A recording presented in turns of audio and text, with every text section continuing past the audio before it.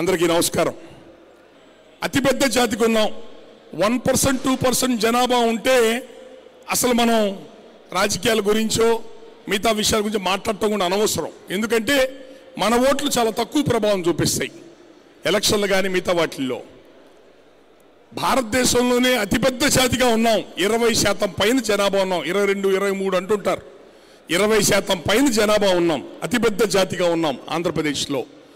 మన ఓట్లే sarpanch, MPTC, ZPTC నుంచి ఎమ్మెల్యే దాకా రాష్ట్ర ప్రభుత్వాలు ఏర్పడే దాంట్లో కూడా ఈ కాపుల ఓట్లే కీలకం.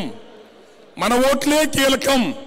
అన్ని కులాలు అధికారాన్ని అనుభవించిన రెడ్డి, కమ్మ, మిగతా కులాలు, అన్ని రాజకీయ పార్టీలు ఈ కులం వైపే చూస్తున్నాయి. ఈ కులమే చూస్తున్నాయి. ఈ కులం రేపొద్దున ఏం చేయబోతున్నాయి అనే భయంతోనే చూస్తున్నాయి. మనం మాత్రం పక్క చూపులు చూస్తున్నాం.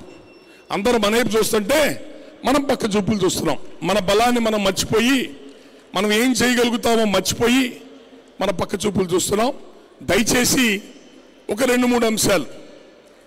ఈ మన రిజర్వేషన్ సంబంధించి ఎప్పటి నుంచో సమస్యలు పెండింగ్లో ఉన్నాయి. రేపు ఎలక్షన్లో మేనిఫెస్టోలో పెడుతున్నారు. 2014 మేనిఫెస్టోలో వైఎస్ఆర్ పార్టీ జగన్మోహన్ రెడ్డి గారు కాపు రిజర్వేషన్ చేస్తాను ముందుకు వచ్చారు. 2019లో పెట్టలా. మళ్ళీ ఎలక్షన్ల ముందు ఎవరు అడగకుండానే కాపు రిజర్వేషన్ నాకు సంబంధం లేదు, కేంద్రం చేయాలని చెప్పని తప్పించుకున్నాడు. ఎందుకు? సర్వే రిపోర్ట్లో గెలుస్తున్నానని తెలియగానే, గెలుస్తున్నాను అనగానే ఈ రిజర్వేషన్ నాకు సంబంధం లేదు. కేంద్రమేమో ఇది రాష్ట్రం చేసుకోవాల్సి చెప్పనయ్యా, మాకేం సంబంధం లేదు, రాష్ట్ర ప్రభుత్వాలు చేసుకోవచ్చని కేంద్రం చెప్తుందో పక్కన. దానికి సమాధానం చెప్పడైనా. అయినా సరే అడగడం మన ధర్మం. అడగడం మన ధర్మం.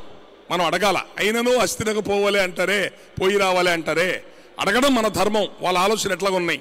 మనకి చిన్న చిన్న తాయిలాలు ఇస్తారు తప్ప మనకి శాశ్వత మేలు చేసే పనులు వాళ్ళు చెయ్యరు. ఏ రాజకీయ పార్టీ, ఏ కులం చెయ్యదు. కానీ మన సమస్యలు మనం అడగాల.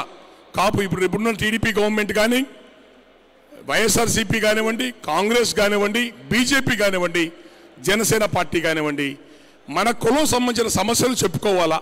కాపు రిజర్వేషన్ ఫైల్ విషయంలో రేపొద్దున ఈ రాజకీయ పార్టీలు రేపు వాళ్ళ మేనిఫెస్టోలో ఏం పెడుతున్నాయి అన్నది మనం పరిశీలించాలా.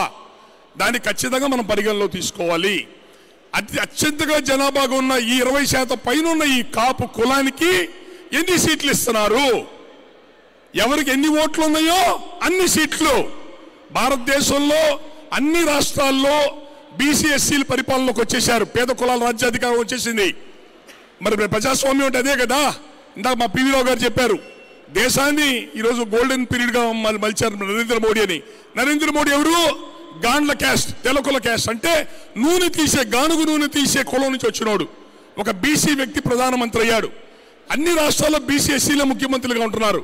మన దరిద్రం ఎక్కడ పట్టిందంటే ఆంధ్రప్రదేశ్, తెలంగాణకే పట్టింది దరిద్రం. 2-3 కులాలు 70 ఏళ్ళ నుంచి పందికొక్కుల్లాగా ఈ రాష్ట్రాన్ని పరిపాలన చేస్తూ పీక్కు తింటున్నాయి.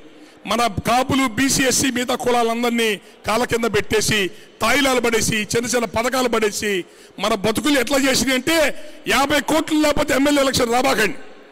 50 కోట్ల దగ్గర లోకుల దగ్గర సొమ్ముంటే పెట్టాలా 50 కోట్లు. నిజాయితీ పెట్టేవాడు పెడతాడా? నిజాయితీ సంపాదించిన 50 కోట్లు పెడతాడా? ఇప్పుడు రూలింగ్ ఉన్న వైఎస్ఆర్సీపీ 100 కోట్లు పెట్టబోతుంది. టీడీపీ పార్టీ 50 కోట్లు టార్గెట్ పెట్టింది.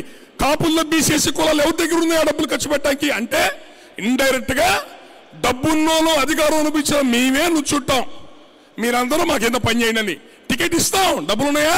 50 కోట్లు ఉన్నాయా? ఈరోజు పవన్ కళ్యాణ్ గారు కూడా డబ్బుంటే తప్ప బాబు డబ్బున్నాయా ఖర్చు పెట్టగానే అడిగే పరిస్థితి వచ్చేసాడు.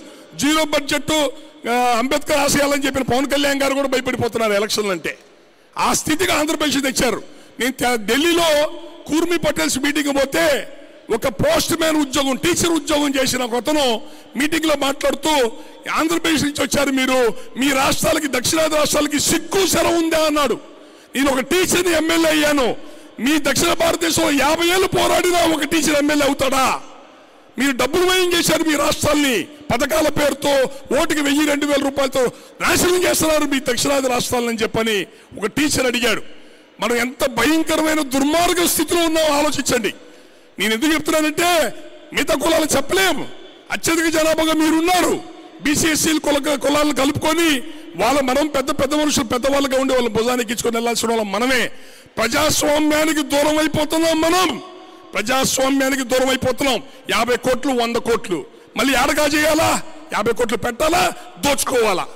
ఈ రాష్ట్రాన్ని అప్పులు భయం చేశారు. 10 లక్షల కోట్ల అప్పులు చేశారు. రాజధాని ఎక్కడుందో లేకుండా చేశారు. ఈ రెండు కులాలు శత్రువులే, సమశత్రువులే మనకి. ఈ పేద కులాలకు రాజ్యాధికారం సాధించడమే లక్ష్యం. గుర్తుపెట్టుకోండి. ఎమ్మెల్యేలు, ఎంపీలు, మంత్రులు 70 ఏళ్ళు చుంటానే ఉన్నాం. మనకి లేనిది రాజ్యాధికారం, సీఎం పోస్ట్. ఆ సీఎం పోస్ట్ కాపులు మన ఒకరివే కాదు, బీసీ ఎస్సీ కులాలను కలుపుకొని దాన్ని సాధించుకోవాలా. మిమ్మల్ని కోరుకుంటుంది ఒకటే. ఆ రోజు రంగా గారు అంటారు. రంగా గారు బతుకున్నప్పుడు ఎన్నిసార్లు బాధపడ్డారు తెలుసా? మన కులం విషయంలో ఈ కులస్తులంతా ఒక మాట మీద ఒక పద్ధతిగా ఉండరని చెప్పి ఎన్నిసార్లు బాధపడ్డారు తెలుసా? ఆయన ఎంతమంది దగ్గర చెప్పుకొని బాధపడ్డారు తెలుసా? మన కులస్తులు ఒక పద్ధతిగా ఉండట్లేదని. నాయకులు, ఆయన ఉన్న ఒక నాయకుడిని చచ్చిపోతాడు, చంపుతాడని తెలిసినా కాపాడుకోలేకపోయాం.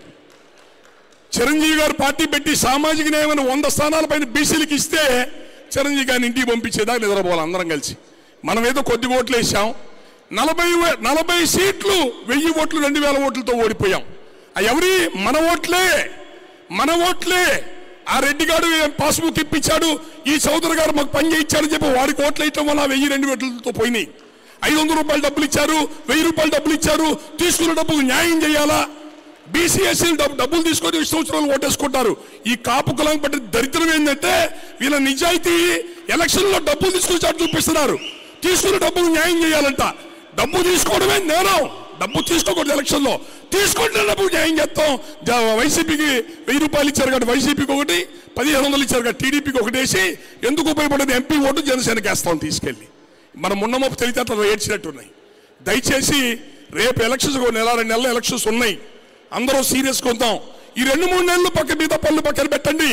అతిపెద్ద జాతిగా మనం చెయ్యగలిగింది రాజకీయమే. అతిపెద్ద జాతిగా మనం చేయాల్సింది రాజకీయమే. గుర్తుపెట్టుకోండి. మన ఓట్లు క్రియాశీలకం కాబట్టి ఈ 2-3 నెలల మిగతా పనులు పక్కన పెట్టండి. మన హైదరాబాద్లో జనసేన నిలబడితే కుకటపల్లిలో నాకు తెలిసి ఆంధ్ర నుంచి 500 మంది వచ్చి పనిచేశారు. అయ్యా పవన్ కళ్యాణ్ గారు ఓటేయండి అని. అలా పనిచేస్తేనే 40,000 ఓట్లు వచ్చినాయి. ఊరికి అలా ఓట్లు. ఇక్కడ కూడా అంతే. మనం కూడా 2 మిగతా పనులను తగ్గించుకుందాం. ఈ 2-3 నెలలు అందరం కలిసి ఒకరికొకరు మాట్లాడుకుందాం. డబ్బులు తీసుకోవద్దు. మీ ఓట్లు అమ్ముకోవద్దు, మీ ఓట్లు చీల్చుకోవద్దు. గెలిపైన ఓటమైన ఉపకకేయండి. అట్టడుగు పేద వర్గాలకి, కాపులకి, బీసీఎస్సీ వర్గాలను గెలిపించండి.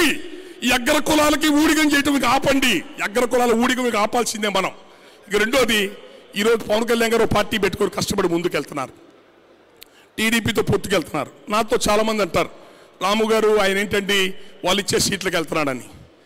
50 కోట్లు 100 కోట్లు ఖర్చు పెడుతున్న పరిస్థితుల్లో పవన్ కళ్యాణ్ గారు గెలుస్తారా? మళ్ళీ విడిగా పోతే ఒక బలమైన పార్టీతో కలుపుకోకపోతే గెలుస్తాడా? ఇంకోసారి ఓడిపోతారు 2019 లాగా. ఇలా ఓడిపోతుంటే కమ్యూనిస్ట్ పార్టీ తోక పార్టీగా మిగులుద్దు చివరికి. అది మనమే ఓట్లు వేయం మనోడికి. చివరికి ఆ పరిస్థితి వస్తుంది. కాబట్టి ఎవరైనా రాజకీయ వ్యూహం ఉన్నవాడు బలవాళ్ళు కలుపుకొని రాజ్యాధికారం సాధించడానికే ప్రయత్నం చేయాలి. కాబట్టి ఆయన వెళ్తుందంటూ తప్పు లేదు. మనోడు ఆయన ముందు ఆయన పార్టీని బతికించండి. నా కోరిక ఏంటంటే రాష్ట్రం అంతా ఆయన చేయమని కాదు, కనీసం జనసేన నిలబడే స్థానాల్లోనే గట్టిగా పనిచేయండి. జనసేన నిలబడే నియోజకవర్గాల్లోనే పనిచేసి ఆయన గెలిపించి ఆ పార్టీ 10-20 మంది ఎమ్మెల్యేలతో అసెంబ్లీలో పంపిస్తే 10-20 మంది ఎమ్మెల్యేలతో అసెంబ్లీలో పంపిస్తే పార్టీ బతుకుద్ది, మన పరువు దక్కుద్ది.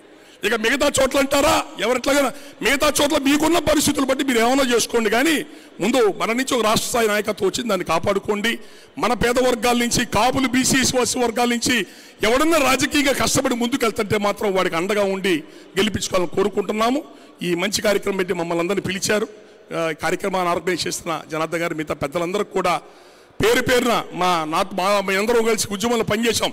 దాస్ గారు, మా విష్ణు గారు, మా ఆకుల రామకృష్ణ గారు, మిగతా అందరం కూడా, రామదాస్ గారు అందరం కూడా, మన ఆరెడ్డి ప్రకాష్ గారు అందరూ కూడా పేరు పేరు అందరికి కూడా హృదయపూర్వక ధన్యవాదాలు. Thank you.